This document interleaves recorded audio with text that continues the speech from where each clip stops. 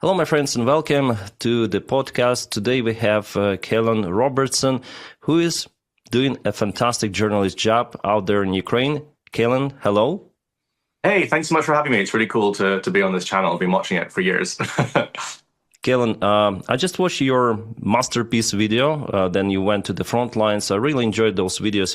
Then journalists, they're filming the situation as it is from the front lines or at the edge of the front lines. Your video, it shows that it is changing. Yeah, the situation in Ukraine, it is changing. The perception is changing.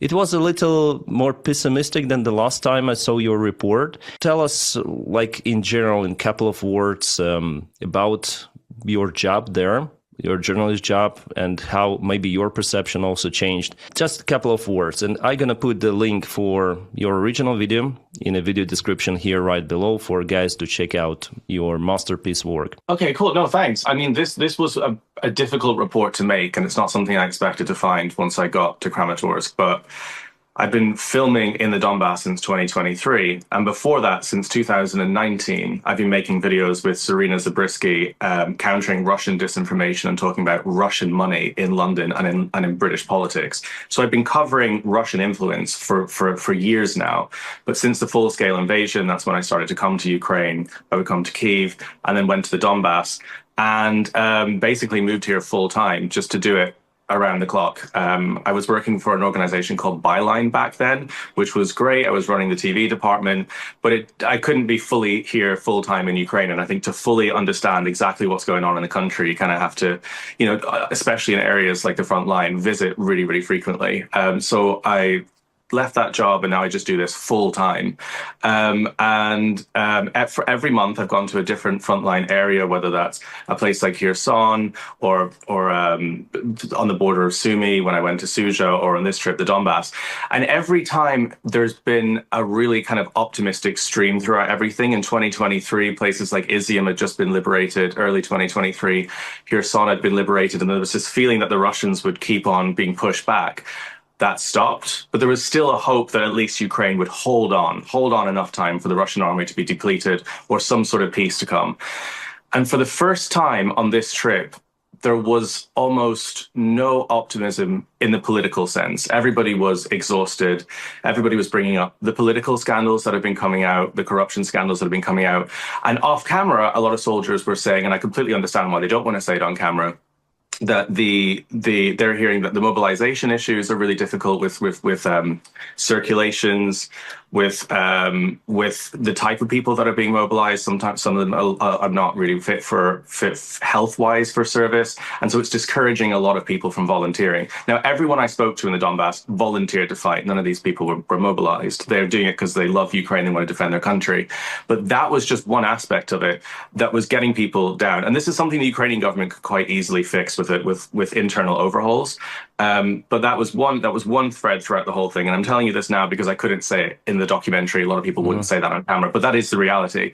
And then the second part was that the Russians, despite being a mess, disorganized, behaving like a bunch of Mad Max lunatics, are still throwing everything they can at it, and they're still making progress. Even if it's a field a day, even if it's half a village a day, especially with the fog, they're advancing in a way I've never seen before, not at a rate like that. In 2023, when I was filming evacuations from the east of Bakhmut, that I remember when that city fell, and then that front line almost stabilized for a long time. I filmed in Siversk, north of that city in 2023, and that was one of the most held parts of the front line for the last 3 years. And on this last trip, it's the first time I've worn body armor to go from Kharkiv to Sloviansk on that road, because they're coming through Liman and they're 20 kilometers away and they're hitting it with FPVs.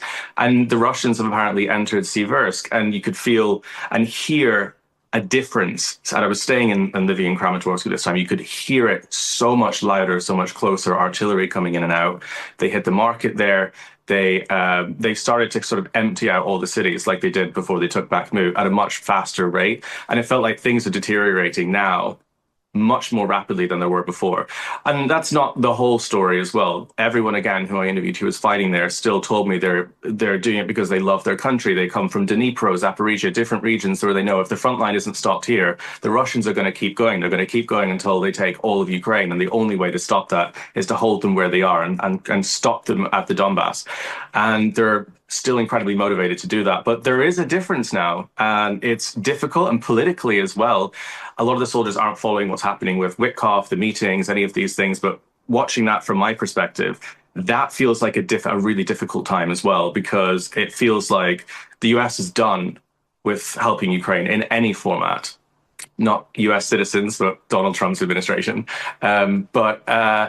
That it really was a difficult report to make. And I think that was important to include in the film. I guess you saw that theme as well, just people being exhausted, people being tired, but carrying on. And the soldiers want people to know that. They also don't want politicians and members of parliament watching videos coming out of Ukraine saying, we're still holding on, everything's fine, and think, okay, well, the Ukrainians are all right. Maybe they don't really need as much support. Maybe they don't need as much weapons. Maybe they don't need as much aid.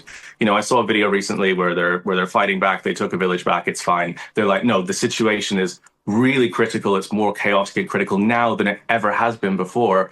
And Ukraine needs as much support as possible right now, and some internal overhauls. So it's just, honestly, after visiting here for 3 years, it's the first time I've really seen it so visceral and so difficult now, which is why I put the report together like that. But it's a really tough time. I'm going to go to Zaporizhia in a week or so, because the Russians are 20 kilometers from there now. They just advanced in a village south of this, this, and that puts the whole city within range of FPVs. Apparently there was a sleeper fiber optic drone outside Kramatorsk train station a few days ago. This is going to start happening, what is happening in Kherson, in Kramatorsk and Zaporizhia, I think. So I think that the next few months are going to be extremely difficult in these places, more than we've ever seen before, for civilians and for the forces. Yeah, I understand. Caolan, thank you. I understand that you, as a journalist, you have to face two of those issues, yeah? To tell like the real picture as it is, and at the same time, for not to have your material to be used by pro-Russian propagandists and, to undermine the Ukrainian interest. I also face in my videos with that. Tell me, Caolan, you just got married like a couple of weeks ago, I guess. You're still like very young. And what drives you in this trip? Like why you decided to leave Europe, go risking your life literally out there close to the front lines? Because we know that Russia mostly now focused on targeting Ukrainian drone positions, Ukrainian drone operators, and there are more losses than the last year. They have also like very capable drone units. So why are you doing? What drives you, like motivates you for producing this piece of journalism, almost right from the front lines? I've always loved making documentaries and films about subjects that a lot of people don't know about. Even since I was a kid, since I was 12, I got a video camera. I was always making films at school and showing them to the class about just interesting stuff that I always loved. And for a byline, I was doing this about people that voted for Brexit and regretted it. Steel workers, manufacturing, oil refining, people that worked in industries, fishing, that voted for Brexit. They felt like they were betrayed and regretted it. And this was a huge series that I did. And just telling people's stories about government corruption as well in the UK. We did this with the procurement scandal with COVID. And I loved telling stories that people don't want you to hear about, like the Russians, or in Britain, it was the same thing, exposing scandals. And with John Sweeney, before the full-scale invasion in 2020, we went to Perugia and went to the Palazzo Terranova. This was a house owned by the Lebedevs, and we did a whole investigation into how Boris Johnson went there and how they're trying to get, information about British politicians for compromising material. And that's a story that Russians don't want people to know about. That's a hidden story. And I love bringing these to surface. And I happen to be really good at filming and editing and storytelling. So it just works really, really well to be able to do this. So when the full-scale invasion happened, and a few months after when I first arrived in Ukraine, I had a really strange just feeling. I arrived on Valentine's Day 2023, 12 months into the full-scale invasion. And I came out of the train station expecting bleak, horrendous environments, people being angry, miserable. But there were people selling flowers outside of bags of sandbags. I literally took out my camera within an hour of arriving and asked people down the Andrivsky descent and down in Podil why they're still celebrating love despite there being a war. And they were saying, because love is victory, because love is how we survive. And people were lovely. I went to a restaurant, everyone was so nice to me. John Sweeney and I were just talking to so many people in Kyiv. And I'd never been to Ukraine before. And my first impression was this place is beautiful and amazing. Physically, it's beautiful. I love Padil, love these areas, but there was a feeling there that I will never forget. And it was just, I really want to be here and I really want to report this and film this. Because if I didn't even realize this is what Ukraine was, this is the feeling in Ukraine after 12 months of news coverage, then so many other people have no idea. And I called all my friends back home. I called my parents. I was like, this is what Ukraine is really like. I went to the Donbass. And when I first reported on white phosphorus being used, rained down over Konstantinivka, when we reported just after the liberation of Kherson on the torture that locals and civilians had to go through under the chambers of that city, I remember telling people in journalism back in London, this is happening in Ukraine. And they were shocked. They didn't even really know the extent of what Russians were doing to the people in this country. I think a lot of people just thought it was two armies battling it out. You know, it was the Ukrainian army and the Russian army, and they're at lockheads. They didn't realize that Russians were hitting everything alive here, civilians, hospitals, all of it. And so I was like, I felt like the media had made a huge error. They had focused just on the numbers of missiles coming into the country, just on the death toll. They hadn't focused on what was happening to people every single day. So I went back to London and I just felt like all my work for the next few months, you know, covering day-to-day news, day-to-day politics was pointless compared to what we had covered, what we were covering here. And that film that I brought out in 2023, it won 12 awards around the world. It was being played at film festivals, and it really highlighted the war crimes that Russia was doing to civilians here. So after that, I just decided I wanted to come here full time, which was 2024, left that job and just go for it. I started a Patreon and I used all my savings to buy a new camera, pay rent for 6 months, and said, I'm just going to go for it and spend every single day reporting on everything I'm finding. And people seem to like the reports, and they're having really good impact. I think a few 100 million views last year of just places in Kherson that I had filmed, places all across Ukraine, exposing what's happening. And when I went to Kherson and documented the human safari with Serena Zabriskie, this was super risky. I was living in Odessa at the time. I had absolutely no money left. So I was like, I don't even know how to frontline report. And she just told me to get a $5 bus there. Arrived there on the bus and just started filming. And this was what was hunted in Kherson. Filmed these drones hovering above. And that video went viral. It had 3 million views. And I think it was 3 days later, the Washington Post and 2 other news networks went to that city and tried to interview the same people that were in that film. And so it caused a wave of mainstream media going there to then cover it. And I realized I could have a really big influence on getting more coverage of things that are happening in Ukraine that people don't know about in the rest of the world. So that is extremely motivating. And that made me it's the reason I kind of edit 15, 16 hours a day sometimes, or just go 100 miles an hour without stopping. Because if you can feel a real world impact like this, and you can actually expose something that's happening that a tiny fraction of society knew about, that people on the ground who are desperate for the world to know, it's the most gratifying, amazing feeling in the world. And so that's, I think, what makes it easier to take the risks as well, right? I mean, it's also an aspect. Every single time you go to the front, you know, you get more used to hearing explosions and more used to hearing these environments and hearing drones. And so, you know, the 5th time you hear it isn't as scary as the first time you hear it. So there's more of a desensitization, but it's just so motivating. And yeah, so I got married last week, and I made a video saying I fell in love with Ukraine at that train station in 2023. And then I fell in love in Ukraine because that's just kind of how it works. This is like the city of love in Kyiv in a lot of ways. Everyone's always holding hands, walking down the street. And yeah, we got married exactly 1 year after the day that we met. So that was really cool. And to do it in Kyiv as well, my whole family came over. Sean Pinner was there, John Sweeney, everyone from kind of journalism backgrounds was all there, Paul Conroy. It was a really beautiful moment of just light in all of this darkness, just a moment to remember to celebrate love. And it was really beautiful. So yeah, it's just everything that I've done since I moved here feels right in a lot of ways. Like the stories, when they get released, get the impact that they need.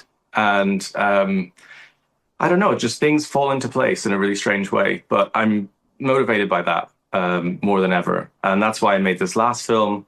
That's why I'm going to go to Zaporizhia again in a couple of weeks and just keep going. But it's been a long ride. Yeah, Caolan. So just to clarify, you're an independent journalist. You work for yourself. Just your Patreon support drives you, and maybe some YouTube monetization. That's it. We live in this material world. Yeah, we need the funds. So no one is sponsoring you except your viewers from what I understand. I've had lots of people reach out to sponsor, like VPN companies, loads of stuff. But I always believe, I mean, even in the early days, back when I first moved here, and I was really worried if I would even be able to pay rent for one of the months, I was offered jobs with Ukrainian television networks with different outlets. And I remember turning it down because I thought, in the long term, if I'm fully transparent about every single income source, you can see how many Patreons I have, you can see how many views I get on YouTube a month, and you can kind of roughly see how much it is. That is the point of what I'm doing. The point of what I'm doing is to combat Russian disinformation and to also combat shady funding networks of these kind of these kind of organizations. You know, CNN, who have been bought by a shady billionaire recently, who are now moving a lot of their headquarters to Qatar, who are now platforming Alexander Dugin, who are now saying that civilians are claiming to be hunted by civilians in Kherson, are doing that because they have shady investors. So I've always been totally transparent about my income sources. It's Patreon and it's YouTube ad revenue. If you want to make a one-off donation, sure, you can do that. You can do it on a PayPal, but everything is transparent because that is the point of truth telling. Is you need to know where someone, if someone is being paid to say what they're being paid. And a lot of people don't believe me because they're like, how can you be so pro-Ukraine and still make positive reports without someone giving you some, you know, envelope full of cash? You know, Zelensky coming around the apartment and giving you some cash. And it's like, because what I'm doing feels like it's on the side of good, and it's genuinely motivating to tell these stories, and that's it. But I always it's mostly happening on the Russian side with all of those paid. Like there was the scandal, I think, in United Kingdom. Then Nigel Farage's friend was arrested and even jailed, for taking the bribes from the Russian. I don't remember the name of this politician, but he was also in the European Parliament saying like pro-Russian narratives. He was receiving the money from Medvedchuk, who is the close Russian Putin's friend. Even there was the big scandal like published, I think, on BBC. I think it was published. Well, doesn't like he was uncovered like fully WhatsApp messages. He forgot to delete those. By the way, it was found in United States. Then they searched his phone, and he was jailed for 10 years. For that, and also with the recent Twitter gate location gate that was uncovered, all of the influencers, also from MAGA or pro-Russian influencers, they were from India and other countries, basically bots. Yeah, but this started at the Tenet Media scandal as well, if you remember, in 2024. Tim Pool, all of these different accounts, $10 million funneled. Margarita Simonyan did that. That was Nathan Gill you're talking about. He was an MEP, in members of European Parliament. It seems like there's a lot of MEPs in the European Parliament who are dodgy Russian affiliated. I've had my own experience with those people, but the Russians are completely infiltrated all of our politics. And Nathan Gill, one of the reasons I'm good at understanding how this stuff works is before I was with Byline, way back 7 or 8 years ago, my first job was with Rebel Media, and this was a right-wing news outlet because I was critical of Islam back then. I was kind of one of these free speech warrior type people, and so I worked with some of these people for about a year. I had met Nathan Gill, who's now in jail. I had met some of these people, and I had a feeling. And we were invited on a paid trip through one of my jobs to Moscow. I didn't go to interview Dugin, and I remember thinking, okay, well, who's paying for that? You missed your opportunity, Caolan. I was like, why would I do that? And I remember that's the reason I left, because I was like, this is really dodgy. I just came here to talk about like free speech and this and this and this. So I exposed a lot of these people in the news. I exposed a lot of people I worked with their funding with The Independent and the New York Times. And then when I left, I was like, I had an understanding of how it works. So now when you see Sasha Meets Russia, you see people like this all the time. That's why I'm quite good at combating them. People like Phidias, people like Nick Shirley, because I had for a brief period actually existed in that world. So I know how they think. It's a bit like how Bill Browder used to work with people like Putin, right? They know how they think and they know how it works. So yeah, it's really, really bad though. I mean, the influence is out of control. Yeah, so, I was surprised to watch videos about you, and I think that there was also your response from about Roman, who is so-called Russian oppositioner, who lives in Portugal. You had some of the beef with him, and he definitely called you a grifter. Like, how can you be a grifter if you just have like sponsorship from YouTube, from your Patreon supporters? Like, that guy is nuts, because you're doing very great job supporting Ukraine and telling the stories how it is like. And that guy, I didn't understand it, and I listened to your reply. It was interesting. Yeah. It was a quick reply because I think a lot of Russians who are anti-war get quite triggered when I talk about them, because I say, this person is very anti-war but hasn't really made videos about anything that's happened that his country's committed, things like Bucha, things that are happening in Ukraine. And when I said a lot of them are only anti-war because their lives have become more personally difficult, they can't get YouTube ad revenue, they can't get sponsorships, I think it hits a nerve. And it's, it makes them annoyed. So I think that's why he did that. He said, I didn't know where Ukraine was before 2024. I've been making videos about Russian disinformation for 6 years. So I think it was just a hit piece to try and sort of be an avenue for his anger. But I think... I don't think many people took that very seriously. I've never hid anything about my past as well. I've talked very openly about how for a year I worked with right-wingers, and how it gave me an insight into how this stuff works. It's nothing to hide about that. But Roman can do Roman. He can do his own thing. That's great. I think it's great that he lives in Portugal and he has a nice life there. I think I'm so happy for him. Yeah. I see, Caolan. Caolan, one more personal question, if you want to answer. So you have your not traditional marriage in Ukraine. I didn't know it was possible legally, but it seems like it is. Ukraine is, after all, this Eastern European country with post-Soviet heritage, and also those kind of the attitude, sometimes harsh to LGBT people. And do you feel any pressure out there in Ukraine for you, personally? Maybe some comments, maybe even from the guys who are fighting there on the front lines. I know that there are some of them, far-right guys, even in the Ukrainian army. So what was your personal experience? Did you receive any sort of the pressure? Tell us your attitude about the Russian propaganda relative to that, because they also sometimes say that they are fighting against LGBT in Ukraine. So they even build a part of their philosophy on that one. So, if you're willing, you can tell.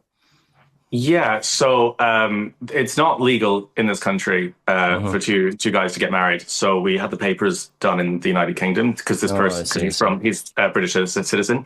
But we had the ceremony here, and John Sweeney did the vows, and it was very, very cool and very lovely. We did it in a very traditional kind of way, where it was a very, very lovely ceremony. I don't know, because I saw some of the photos, our Ukrainian soldier also married another guy. It was spread also on Twitter, I think it was also 2 weeks ago or 1 week ago.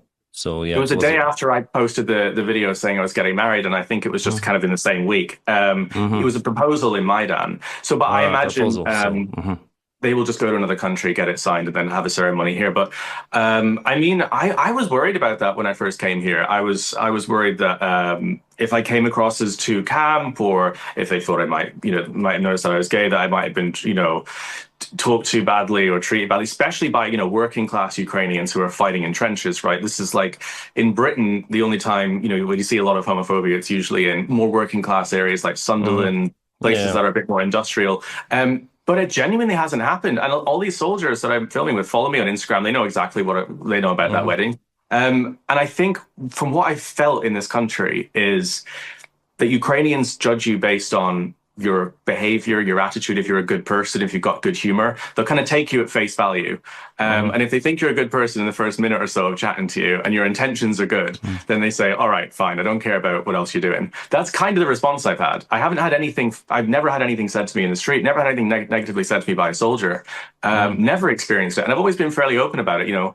I don't talk about it because I don't like to be one of those people that are make it your personality. I actually don't really think about it very often. It's been interesting. So this country, I find, it judges people based on just who they are at face value. And any of the anti-LGBT protests that I've seen happening in Kyiv, there was a big one outside screening in the cinema in Badil recently. The networks on Telegram that organize these are Russian-linked networks, or Belarusian networks. A lot of them are Russian attitudes, because intolerance in Ukraine and homophobia and things like that seem to have come from a Russian mentality that infiltrated this country for a huge amount of time. Russia's the most homophobic, racist country in this region of the world. Just look at any of the polls and attitudes of asking Russians if they'd want to have a black neighbor or not. It's like 89% say no. That is intolerance is a Russian attitude. And Ukraine, I don't know whether it's happened since the full-scale invasion, but it feels like a really liberal country to live in. Genuinely, if I had experienced it, I'd talk about it, but I just haven't. And it's been pretty surprising because I thought it would be, just like cold, harsh Eastern European, like really kind of mean, but it's just not at all. People are surprisingly lovely. The only abuse I get whenever I posted about the wedding stuff is usually Russians saying, you see, Ukraine is an LGBT homo globo, blah, blah, blah, blah, blah. And then they also say that we're a Nazi country, so that this is a Nazi country. So it's like, which is it? Is it like gays and everyone's happy and everyone's getting married? Or is it like Nazis and they're fascists? Like, could we please make up our minds? What's going on here? They say that's what you're dying for. Like, look at those photos, look at those like gay marriages. But in a way, like it is correct. I mean, this is total freedom. I mean, Ukraine chose this direction a long time ago. That's why there were some of the revolutions happening in 2004, 2014. And basically this revolution is now still ongoing now, but now against the external influence. So I think every person like should have like this freedom if it doesn't jeopardize someone's safety, security, or like threaten someone. Like, come on. We are free to we are living like a human beings here, so we are free to love whoever we like to love. So that's my attitude towards that stuff. Yeah, I have also the friends from LGBT community. They're okay, like usual guys. So it's just love. Like, how can you forbid someone to love someone? But statistically, they also have this LGBT, like in every sort of the country, even in Saudi Arabia. But they just sometimes even flatline those people. Happens. Yeah, I mean, the more you repress it as well, the more. I mean, the countries where it's illegal are the countries where you have the highest rates of male-on-male rape and search results, search rankings. Google search results released all the countries in the world for LGBT porn, and it was like in Saudi Arabia, in Russia, like in all the countries where they clamp down on it. So it still exists everywhere, but in Ukraine, it's just like So it's an interesting thing. Again, I don't really think about it very often because it's not. I don't even think of it as really part of my personality. Yeah, but it's just what's interesting for me because you have experience in being in Ukraine, and some people like call Ukraine a Nazi country, also a homophobic country. There is no difference between Ukraine and Russia. What are you talking about? This is like some experts say. A civil war, like there is no difference between Ukraine and Russia, and Ukraine is basically the other post-Soviet country that should accept its Soviet heritage and join this Russian community. Then, in fact, we're different. We're pretty much different. Caolan, going back to your movie. So there are some of the changes on the front lines. You say that the pace of the Russian army continues, but you also say that there is the chance for Ukraine to like exhaust Russian army. But at the same time, we know that Russia has potential resource, human resource, could be millions of people, which they might conscript, mobilize at any moment. So what do you think about this potential threat? Like, can Russia continue this war? Tell us your thoughts. Can Russia continue it for years and years, or there will be soon some point then Ukraine has perspective to stop Russian aggression? Because you spoke also with people on the front lines.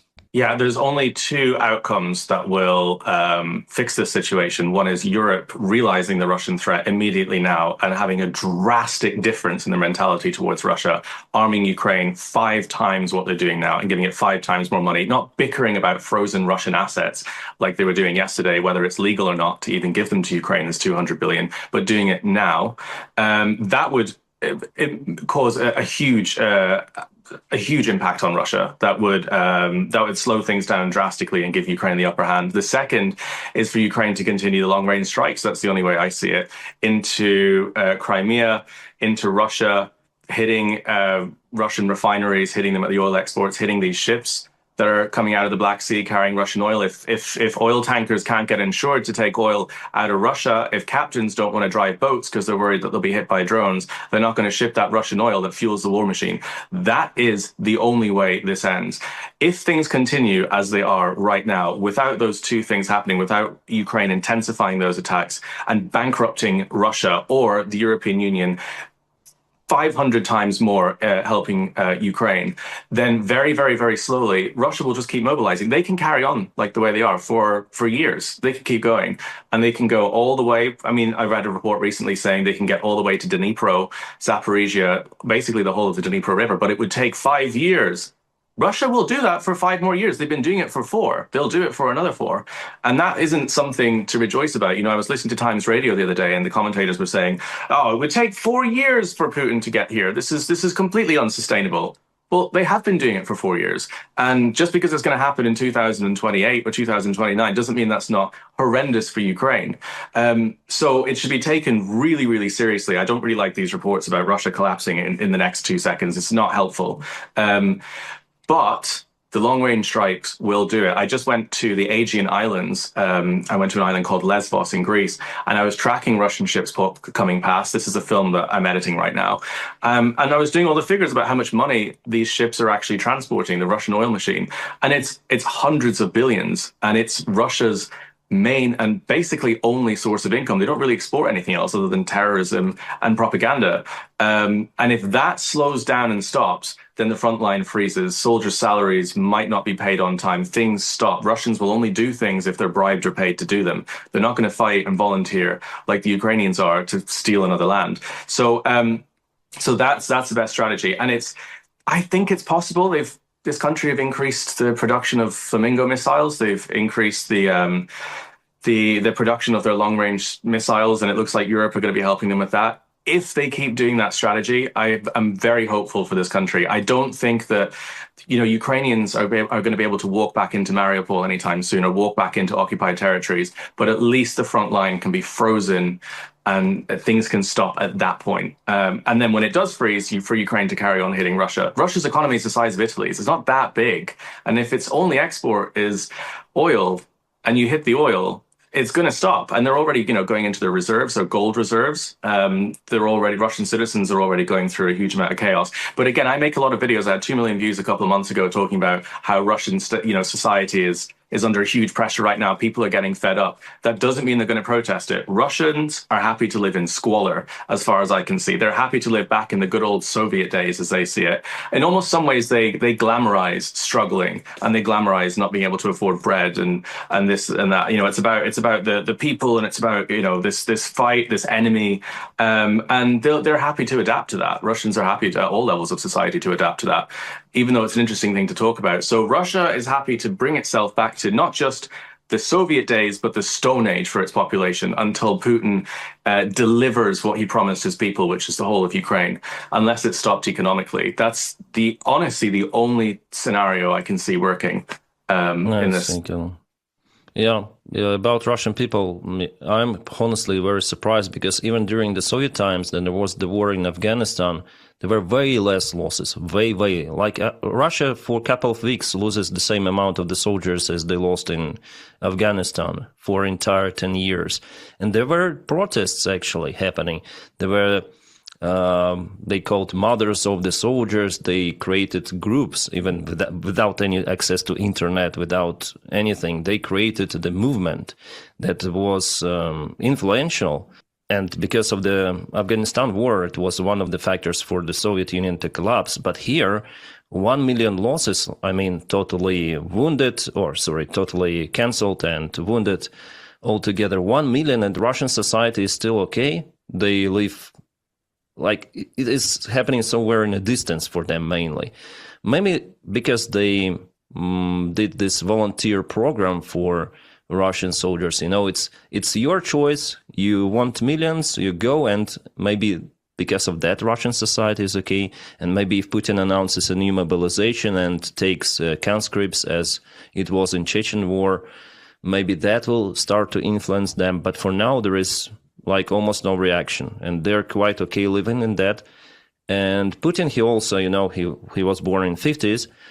So he understood how people may struggle in the Soviet times, in the 80s, after the Soviet era, in 90s. So he understand, like now Russians, they live not that bad as at the beginning of 90s or in 80s in Soviet Union with all of the deficit. Still, they have cooperation with China, and other world helps them. Like, for example, today, whether he's still in India, I mean, Putin himself, he opens the Russia Today broadcast propaganda in India, and India is pretty much okay to open minds of their people, like more than 1 billion people, to consume that bullshit. But it is happening like that. So still they have like support from those other countries, and that's what drives them. And Putin thinks that he might continue. And also he's very well accepted in even some of the Western countries with the red carpet, and that encourages him to continue this war. Unfortunately, it might continue for many years.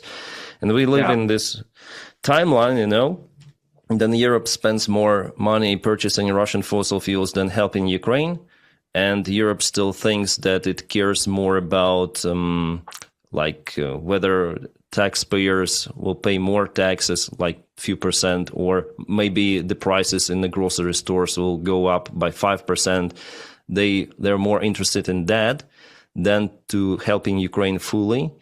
But they, I guess, have no other choice, because just yesterday I got the report about Germany that young people, they're going on protests because they don't want to take part in the future war against Russia or something like that, like thousands of those. Yeah, basically it's fueled by pro-Russian groups that they go on protests, but they just start to talk about the possible conscription in the future in case of something happens. And they went on protests. Like, without Ukraine, I think Europe is not ready for this full-scale confrontation with Russia. Also, without military experience, without drone army, without motivation. There were the polls saying that in Germany, just 16% of the people, they are willing to defend their country just in case. And the war is not there. If Russia comes, it will be less, maybe. It's very hard, Caolan, really, to watch what is happening. Yeah, like look how Poland dealt with 16 drones in its airspace. It had to scramble fighter jets. It could barely even intercept them. That's 16. This country gets between 5 and 1,000 sometimes a night. Europe has no idea how to do any kind of self-defense at all. But propaganda is the reason that people don't want their taxes increased. If every European country doubled their spending to Ukraine, it would end this immediately. Russia wouldn't be able to cope with the with Ukraine being supported with those numbers, which would be a difference of between like 0.3 and 0.6% GDP of each country, which is what is being spent on this, which is nothing to stop a country that's doing a hybrid war against you. But what happens is whenever anyone talks about Ukraine spending, especially in Britain, TV pundits and people I believe are paid by Russian propaganda immediately talk about Ukraine. They immediately talk about the reason you can't heat your homes, the reason that the streets are dirty, the reasons that the street lights aren't on, the reason we've got homelessness is because we're sending our money to Ukraine, despite it being 0.3% of our money, which is nothing. But the mothers of Russia that stopped the protest of the Afghan war, I remember tracking them and seeing where they were now and trying to look at them in 2025. And it looks like the FSB and the security services of Russia basically infiltrated that whole group for about 10 years and destroyed it. I think Putin learned about the dangers of dissent very, very, very well. Russia did it during the Afghan war, and they look back and they said, we're not going to allow this to happen again.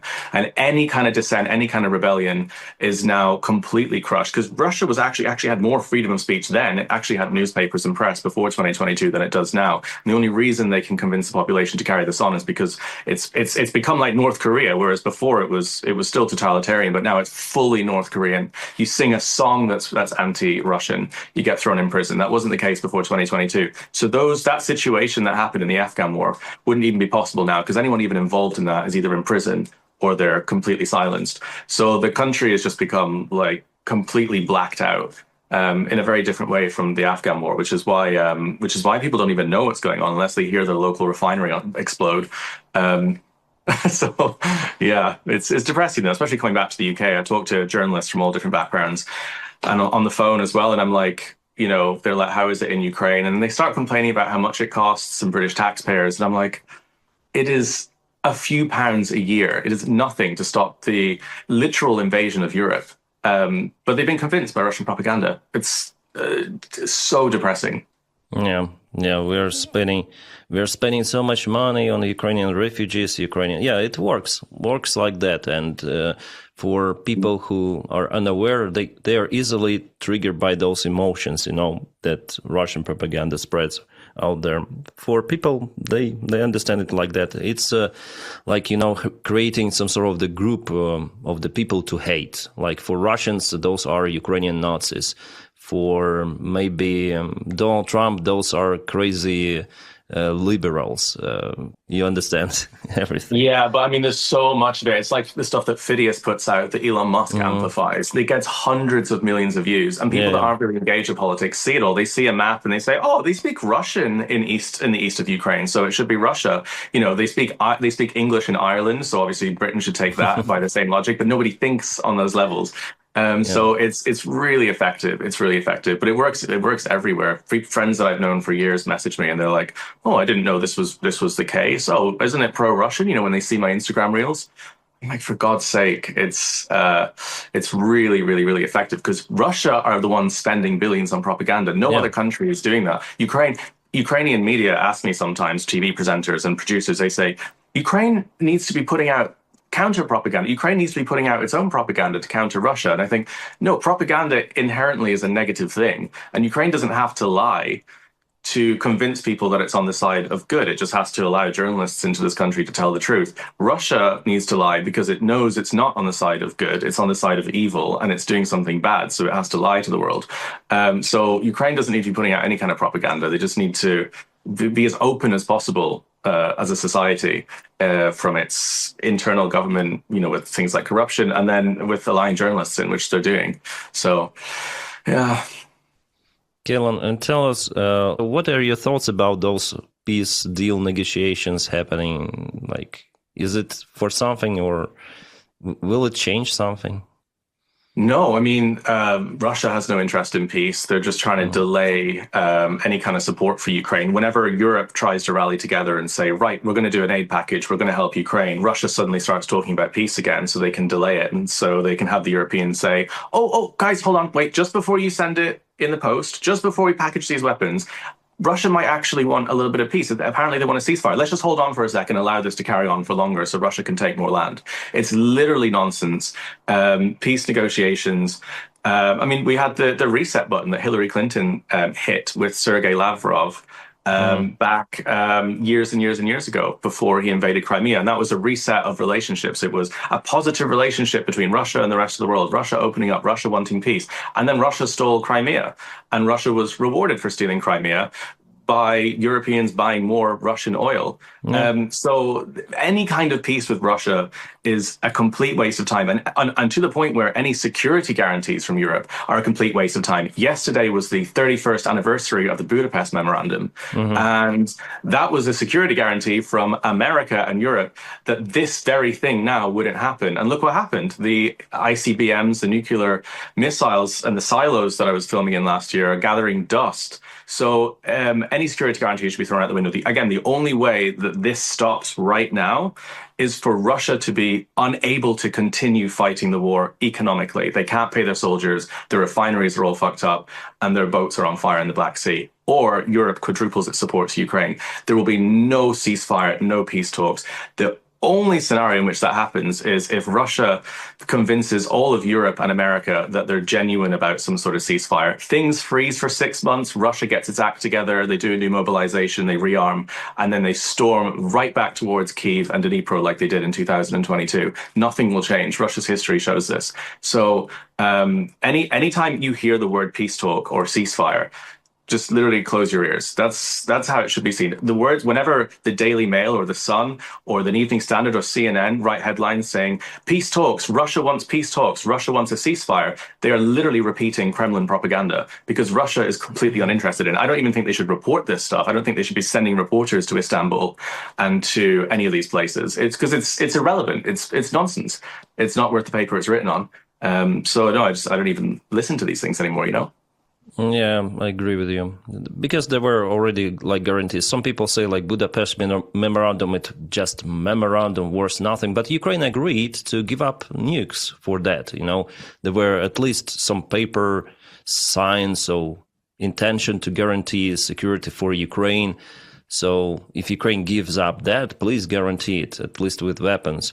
But no, we see the other picture, and that creates this very bad move, because other countries may understand that the only guarantee for them is not even NATO, it's about nuclear weapons, and they will start to attempt to acquire nuclear weapons, and that will create more nuclear countries that will bring in its turn more instability and potential nuclear conflicts in the future.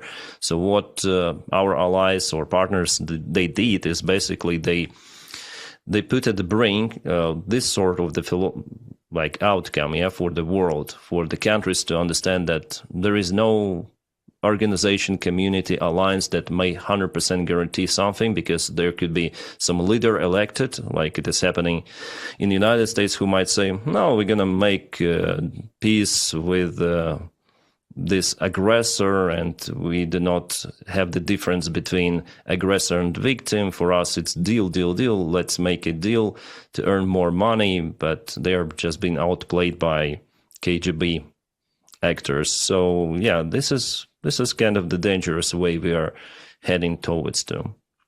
Yeah, it feels like that. Ukrainians and Estonians, to an extent, it's the only country that actually knows what Russia is about and what Russian mentality actually is and how to fight it. No other country really understands it. The further away you get from Russia, the further it is to explain to a person where they live what Russia actually is and their intentions. All Ukraine needs is ammo and weapons and the finances for it. They know exactly how to stop this. Ukrainians have been fighting this since 2014, since way before that. They know exactly how to defeat Russia. They just need the support to do it. And you could see that spray painted on the walls of Druzhkivka when I was there a couple of weeks ago, a town that's next after Konstantinivka. And it was spray painted on shelters and on the sides of the streets, saying, we don't need boots on the ground. We don't need anything. We just need ammo. We just need weapons. We just need support. That's it. And that was really sad to see. But that's it. And if Europe don't send Ukraine these weapons, they will have to use them somehow in the next decade or two, because Russia won't stop. So you're going to have to use them against Russia anyway. Would you rather it's Ukrainians that fire the weapons or your own population that fire the weapons? Just make a decision. Yeah, that's right, Caolan. And Caolan, just to finish this, what are your next plans, like in Ukraine? Will you stay in Ukraine? Will you go back to Ireland, or how do you see your future career perspective as journalist influencer? Well, I think here, I've been here for a year now. I have no plans to leave. I'm going to keep going to frontline cities. Zaporizhzhia is underreported right now. I want to go there before Christmas. I've got loads and loads of videos lined up. I'm going to do a video about how the Carol of the Bells, which is obviously a Ukrainian song. Everyone around the world who's listening to it right now on American radio, on your car radio, when you're driving home from work, should not just think of Ukraine, but the fact the composer of that lived from 1904 to 07 in Pokrovsk when he wrote that song, and had some rail workers perform some of it as well there. And to think of not just Ukraine, but think of Pokrovsk whenever you're driving around for Christmas or in a shopping center and you hear that song, to think of what's lost and the culture and the music and the art and everything in the Donbass. And then next year, we'll see what happens. I've no plans to leave this country. I've become A, completely in love with Ukraine, but B, there's still so much more to report. I want to do investigations more into the kidnapping of Ukrainian children, especially the ones that are now being sent to North Korea. And I want to do more confrontations with people like Phidias that I want to line up, who are spewing this kind of garbage and propaganda wherever they are in the world. And then probably spend the next few decades combating and looking at what Russia's doing to the rest of the world. I went to Syria this time last year and interviewed the victims of chemical attacks in Duma just after Assad had fled to Moscow, and showed how the Russians were involved in that and how everyone was interrogated and flown to Moscow before The Hague and interrogated. So places like this are just showing the tentacles of evil that Russia's exporting around the world, because it affects almost every corner of the planet, and not just Ukraine. So that's the future, I think. I see. Well, thank you, Caolan, for visiting today's podcast. I hope to see you in the future also on our show. And yeah, I wish you to be safe out there. Okay. Thanks so much. Yeah. Thanks for visiting. Yeah, thanks for having me.